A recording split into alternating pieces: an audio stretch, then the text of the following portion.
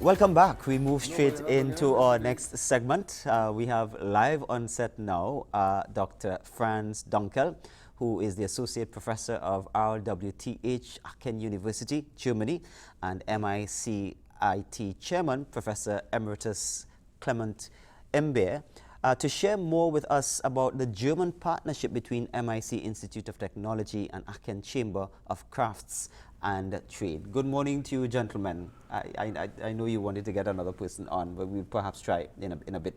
Yeah. So this immediately sitting in front of me is Professor Mbeer, and we have Associate Professor Dr. Franz Dunkel. What we're talking about today, we're talking about the relationship between Germany, this particular institute, and the MIC IT in Trinidad and Tobago. What can you situate us, give us context? Well, first of all, good morning, sir. Yes, good morning. And good morning to the viewing public in Trinidad and Tobago and where else TV6 is broadcast, I don't know. To be very precise, to begin, MIC, our premier tertiary program, is referred to as Journeyman and Master Craftsman. Now, these are programs that we do in collaboration with the German Chamber of Skilled Crafts and Trades. I must say that the word craft here, skilled craft, really means a higher level technologies. You know, craft sometimes conveys something much lower in the English-speaking world. And Master Craftsman looks like somebody who is, again, maybe just a craftsman, but no, this is a technologist who in Germany, a master craftsman in Germany, the Meister. It was difficult to translate the word Meister, so right. The best we could do is master craftsman.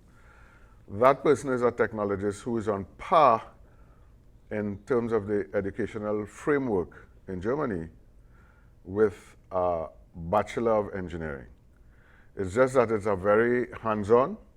So this is a very hands-on engineer, as opposed to somebody who does a Bachelor of Science in Engineering, where most of what you do is theory and you do some laboratory work, but and then you really learn your engineering trade in when you graduate and go to work.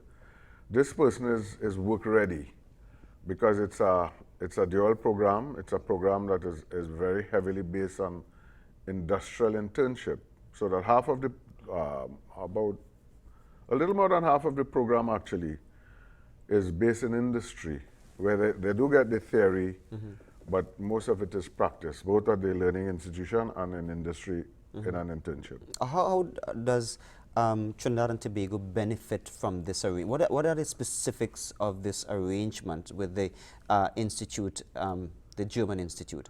Is it that they send experts, grants? What are the specific arrangements? I will ask Dr. Dunkel, who will give us a very summarized version of when it started. Right. When the Prime Minister at the time, Patrick Manning, in 1992, and Professor Julian. I think everybody knows Professor Julian as the sort of the father of industrialization in Trinidad and Tobago. They went to Germany to see. The Germans have the best technical education in the world. Even the United States, they're thinking of adopting exactly what they have. So let him give you a summarized version of. Associate Professor Dr. Franz Dunkel. This relationship has been is a very long one, yes? Yeah, exactly. And this is something which is really unique here in the region. This cooperation started nearly 30 years ago. Yeah. Yeah, and at that time I learned to know Mr. Patrick Manning as Prime Minister here in Trinidad and Tobago, and he asked me to visit Trinidad and Tobago and to contact the industry and to ask the industry about their demand for qualifications. And I did a fact-finding mission, and I found out that the industry in this country needs much more qualifications than the school system, for example, is able to give to the people.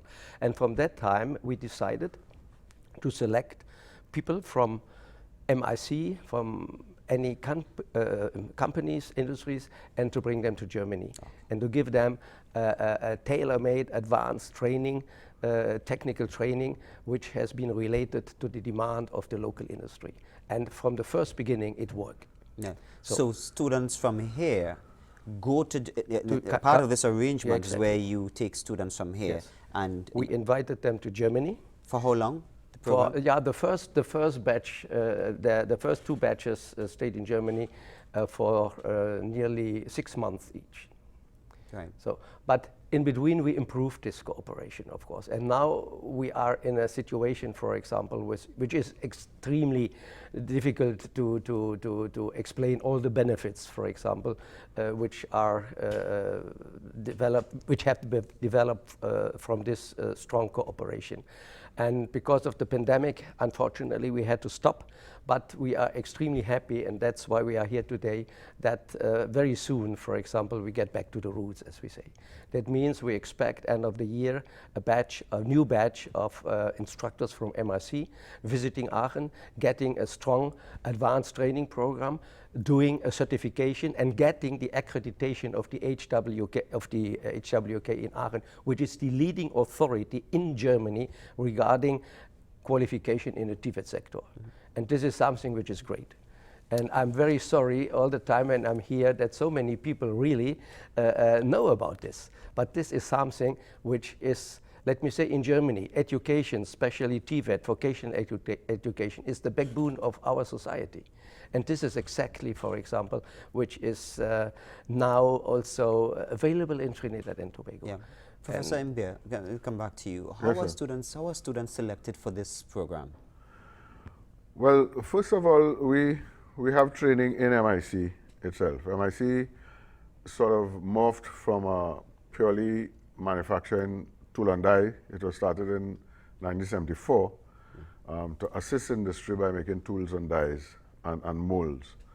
And 20 years later, into 1994, as Dr. Donkel said, we decided that because we were training our own tool and die makers, we had people from Germany, from Switzerland and so on, loaned to us by the UNIDO and UNDP to train our tool and die makers. It takes a long time. We're already in our internal training. It was decided that we'll expand that training. So MIC over the years, from 2004 to now, is predominantly a training organization. We still do manufacturing. We do manufacturing of tools and dies, other precision machining, we do plastics, but it is predominantly a training organization. But obviously not all the students get the opportunity to go. A select few do. A select few. So how do you go about So all right, so we train the people here. We make sure they are really ready. Right. Because at first, in the first 2 batches or so, we had to get all the guys properly trained and so they got a pre-training here for a few months, right.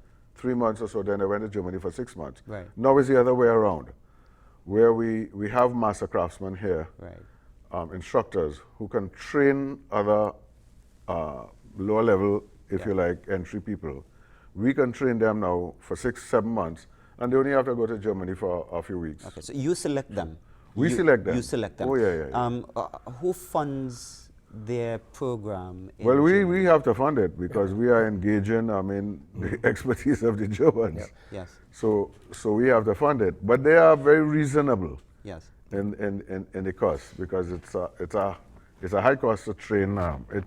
It costs even more to train tech voc people right. in the technical vocational area, than in the classical engineering area, okay. because it's so hands-on that your classes cannot be very big. 15 classes of 15 or more, yeah. Is difficult because it's very hands-on. Yeah. You're not really on a recruitment drive because of the fact that MIC is involved in the actual selection process. No, we have a number of instructors who are not yet master craftsmen. Right. So we are going to be training, and the area in particular is mechatronics. Maybe I should explain. Your car today is an excellent example of mechatronics. What is mechatronics? There's mechanical, tronics, electrical. So the control of all mechanical systems today, sophisticated mechanical systems, of course, is by electronics. So that you find a mechatronics engineer, a mechatronics technologist, has to understand mechanical engineering, electrical engineering, electronic engineering, and computer engineering. So it's a multidisciplinary skill, and this is a specific area because, you know, I just heard the previous speaker talk about AI. We are going into a lot of automatic and other types of technologies where you need people trained in mechatronics. All right. So let's go back to, and we can perhaps give you the final word because we have to wrap up in a short while. Dr. Franz Dunkel, Associate Professor of RWTH. May I interrupt you, sir? I will really like to introduce well, perhaps maybe we can have, we are unable to do that. We are unable to do that. We really have to chat with Dr. Dunkel. We are unable to do that. Perhaps maybe at another time. Yes? Well, another time, they only here for 2 days. For 2 days. Well, perhaps maybe Dr. Dunkel can mention, I know you wanted to talk about the Edgar Seaman and his involvement. So perhaps maybe you can just tell us about we have been very quickly. Together with me, 2 colleagues from the HWK, from this strong authority regarding Tibet sector in Germany. And we are here now to prepare the new kind of training which should start this year. And it's extremely important also to mention that the cooperation between MIC and the German authorities like HWK, but also a little bit the RWTH, are on the same level. We are real partners, you see. Right. And the training we do has been realized by the 2 parties, by MIC as well as by the German partners. And that's why we call this project a twinning project. We start with a 6 months pre-training here in Germany, here in Trinidad and Tobago.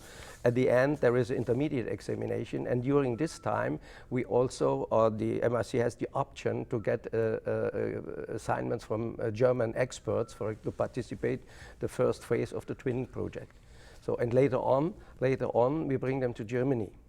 And in Germany, for example, they will do a final examination which is related to the German standard. Right. And they get a special qualification as multipliers. And they will get back as multipliers. And they will also transfer all their skills and knowledge to other people. Yeah. It's like a stone you threw into the water. And this is the big success. And it is a great thing. And I would like, and I please all people here in the country to contact MRC and to ask for this project. It is wonderful. And I'm really suffering a little bit that so many people in the country. I see you're very passionate thank you. about That's it. really based on passion. Dr. Franz Dunkel, Associate Professor at Aachen University, Germany. Thank you so much for spending the time with us. Professor Emeritus Clement Imber. Thank you, Imber. Thank you so much. I'm sorry, we don't have much time. It would have been nice to spend some time with you, but you're here only for two more days. Yeah. But perhaps maybe you will live here. You know, we can have more discussions with you at a later date. Yeah. Thank you so much. Okay. It's time now for a break, but let's check this update from Store Bay, Tobago.